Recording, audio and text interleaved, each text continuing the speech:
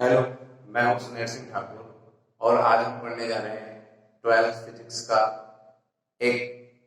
यहाँ पर आपको एक सर्किट डायग्राम दिया गया है। इस सर्किट डायग्राम के अंदर हम लोग देखेंगे कि कैसे जो कैपेसिटर होते हैं, कंडेंसर होते हैं या जो संधारित्र होते हैं, उनको किस तरीके से उनकी तुल्य धारिता निकाली जा सकती है या एक एक कैपेसिटर पर कितना आवेश होता है, इसको हम यहाँ से पढ़ेंगे।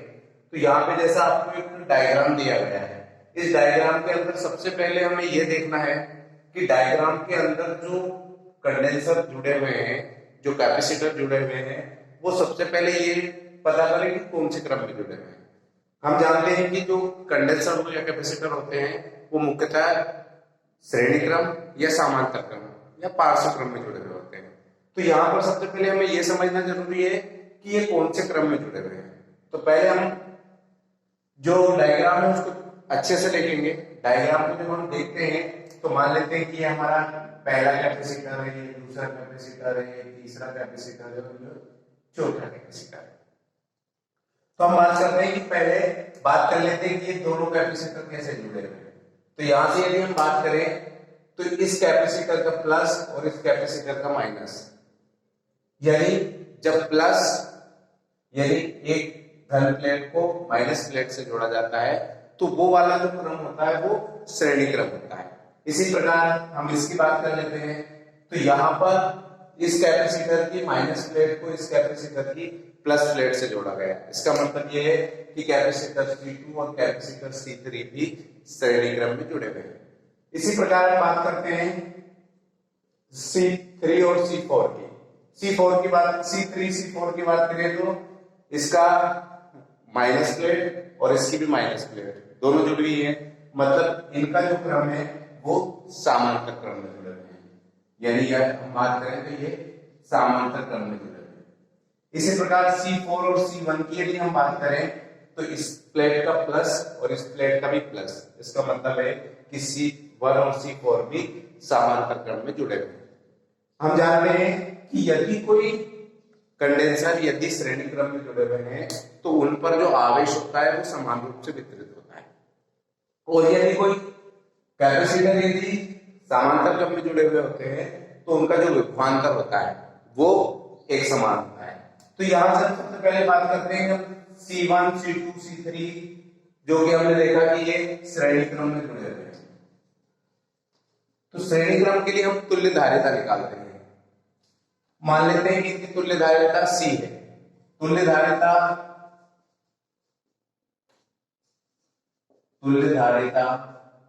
1/C बराबर हम लिख देंगे 1/C1 plus 1/C2 plus 1/C3। क्योंकि श्रेणी क्रम में होता है तो श्रेणी क्रम में जोड़ने के लिए हम इस फार्मूले का इस्तेमाल करते हैं। यहां से हमने देखा 1/C बराबर 1/, क्योंकि ये प्रत्येक जो है वो 10 माइक्रोफैरड के हैं, यानी प्रत्येक जो धारिता है वो 10 माइक्रोफैरड है। तो यहाँ इसको भी लिखेंगे हम 1/10, इसको भी लिखेंगे 1/10 और इसको भी लिखेंगे 1/10।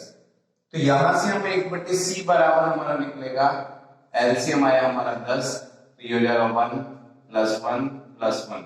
तो 1/C बराबर आया हमारा 3/10 माइक्रोफैरड। अब 1/C बराबर 3/10 आया है तो हमें C की वैल्यू चाहिए, तो C बराबर हो जाएगा 10/3 माइक्रोफैरड। यानी यहां से हमने C1 C2 और C3 तीनों की तुल्य धारिता प्राप्त कर ली। अब इनकी तुल्य धारिता प्राप्त हुई हमें 10/3। इसी प्रकार जो C1 C2 C3 के साथ जो C4 है वो समांतर क्रम में जुड़ा हुआ है। तो जब समांतर क्रम में जुड़ा हुआ होता है तो समांतर क्रम में यदि हम पूरे सर्किट की यदि तुल्य धारिता निकालेंगे तो पूरे परिपथ की धारिता, परिपथ की तुल्य धारिता को यदि हम C डैश मान लें तो C डैश यदि समांतर क्रम में जब होते हैं तो हम उन्हें सीधे जोड़ देते हैं।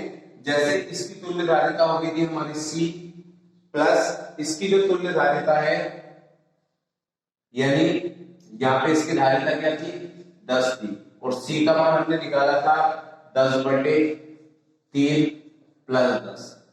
तो सी डैश बराबर हमें निकलेगा, एलसीएम आया हमारा 3 और ये हो जाएगा 10 प्लस 30 यानी 40/3 माइक्रोफैराड। यानी पूरे परिपथ की यदि हम तुल्यधारिता की बात करें तो वो निकलेगा हमारा 10/3 माइक्रोफैराड। अब यहाँ पहला क्वेश्चन हमारा सॉल्व हो गया कि नेटवर्क की तुल्यधारिता ज्ञात कीजिए। नेटवर्क की तुल्यधारिता ज्ञात करने के बाद यानी तीनों की तुल्यधारिता 10/3 माइक्रोफैराड प्राप्त हुई और पूरे परिपथ की जो तुल्यधारिता प्राप्त हुई वो हमें 40/3 माइक्रोफैराड प्राप्त हुई। अब अगला प्रश्न है हमारा, प्रत्येक संधारित्र पर कितना आवेश होगा।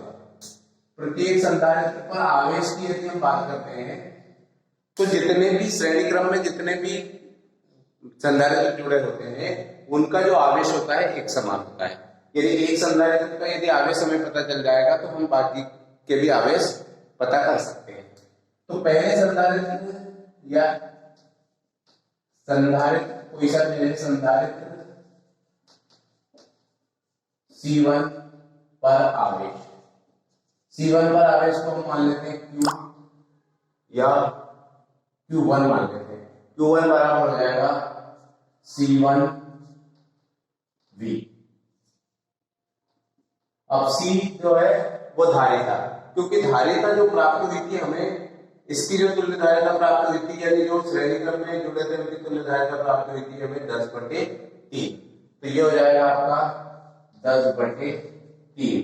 और हमने देखा कि यहाँ पर कंडेंसर को हमने 500 वोल्ट का विभवांतर दिया है, इसलिए यहाँ पर हम इसके साथ 500 से मल्टीप्लाई कर देंगे। तो Q1 बराबर हो गया, ये हो जाएगा आपका 5000/3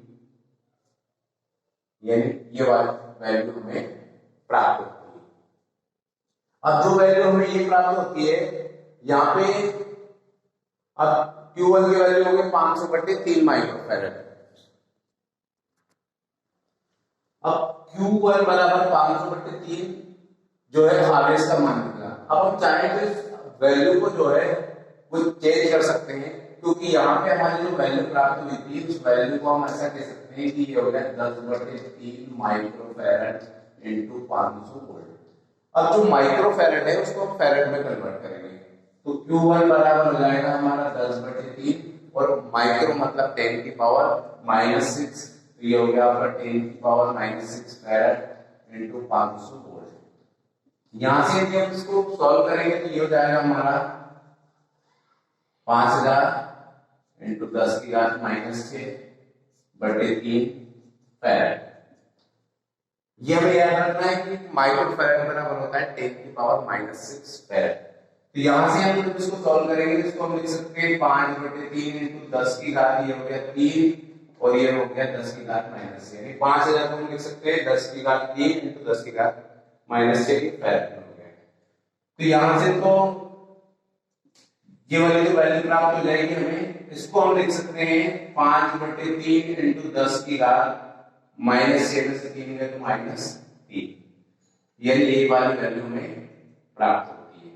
तो इसका 3 का यदि हम 5 के भाग करके लिखेंगे तो 1.7 इंटू 10 की पावर -3 कूलाम जो है आवेश प्राप्त होता है। कूलाम आवेश प्राप्त होता है।